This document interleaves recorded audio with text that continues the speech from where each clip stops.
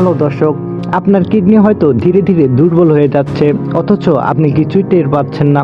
কারণ কিডনির সমস্যার সবচেয়ে ভয়ঙ্কর দিক হলো এটি অনেক সময় নীরবে শুরু হয়। শুরুতে হয়তো কোনো ব্যথা নেই, কোনো বড় অসুস্থতাও মনে হবে না।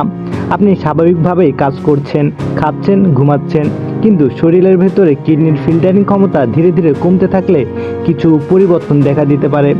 আজকের ভিডিওতে জানাবো কিডনির সমস্যার সঙ্গে সম্পর্কিত 7টি গুরুত্বপূর্ণ সংকেত। তো চলুন বেশি দেরি না করে ভিডিওটি শুরু করা যাক।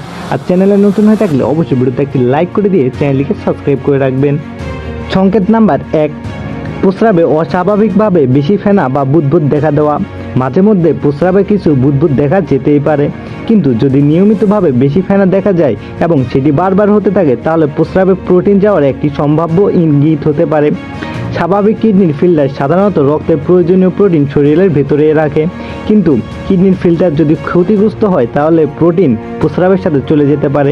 তাই দীর্ঘদিন ধরে অস্বাভাবিক ফেনাযুক্ত প্রস্রাব হলে বিষয়টি অবহেলা না করে চিকিৎসকের পরামর্শ নেওয়া ভালো। সংকেত নাম্বার 2, প্রস্রাবের স্বাভাবিক অভ্যাসের পরিবর্তন। আগের তুলনায় বারবার প্রস্রাব লাগা, বিশেষ করে রাতে ঘন ঘন প্রস্রাবের জন্য ঘুম ভেঙে যাওয়া। কিছু ক্ষেত্রে কিডনি রোগের সঙ্গে এটির মিল রয়েছে। আবার কিডনির কার্যক্ষমতা অনেকটা কমে গেলে কিছু মানুষের প্রস্রাবের পরিমাণও কমে যেতে পারে। তবে এখানে একটি বিষয় মনে রাখা জরুরি, শুধু প্রস্রাব বেশি বা কম হলে কিডনির রোগ ধরে নেওয়া যাবে না। কারণ ডায়াবেটিস, মূত্রনালীর সমস্যা, বেশি পানি পান করা এবং আরও অন্যান্য কারণেও প্রস্রাবের অভ্যাস পরিবর্তন হতে পারে। তাই পরিবর্তনটি যদি নিয়মিত হয় তাহলে ডাক্তারের পরামর্শ নিন।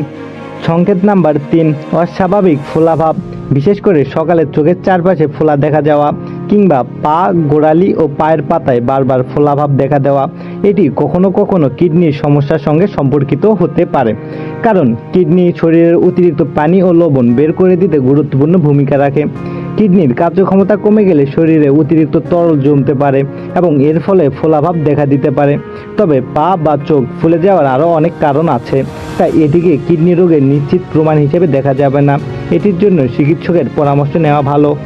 সংকেত নাম্বার 4, কারণ ছাড়াই অতিরিক্ত ক্লান্ত বা দুর্বল অনুভব করা। আপনি পর্যাপ্ত ঘুমানোর পরেও যদি নিয়মিত শক্তির অভাব অনুভব করেন, আগের মতো কাজে মনোযোগ দিতে না পারেন কিংবা সারাদিন ক্লান্ত লাগে, তাহলে বিষয়টি গুরুত্ব দিয়ে দেখা উচিত। কিডনির কার্যক্ষমতা কমে গেলে শরীরে বজ্র জমতে পারে। এছাড়া দীর্ঘস্থায়ী কিডনি রোগের সঙ্গে অ্যানিমিয়াও দেখা যেতে পারে, যা ক্লান্তি ও দুর্বলতার কারণ হতে পারে। তবে ক্লান্তি অত্যন্ত সাধারণ একটি উপসর্গ। সংকেত নাম্বার 5, প্রস্রাবের সঙ্গে রক্ত দেখা বা প্রস্রাব অস্বাভাবিক লালচে বা গাঢ় হয়ে যাওয়া। কিডনির ফিল্টার বা বিভিন্ন সমস্যার কারণে প্রস্রাবে রক্ত আসতে পারে, তবে এর মানে সবসময় কিডনির রোগ হয় না। কিডনিতে পাথর কিংবা আরও বিভিন্ন কারণেও প্রস্রাবে রক্ত দেখা দিতে পারে, কিন্তু কারণ যাই হোক, চোখে দেখা রক্তযুক্ত প্রস্রাবকে অবহেলা করা উচিত নয়।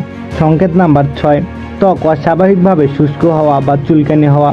কিডনি যখন শরীরে বজ্র ও বিভিন্ন খনিজের ভারসাম্য ঠিকভাবে নিয়ন্ত্রণ করতে পারে না, তখনই চুলকানি বা ত্বক শুষ্ক হয়ে যায়।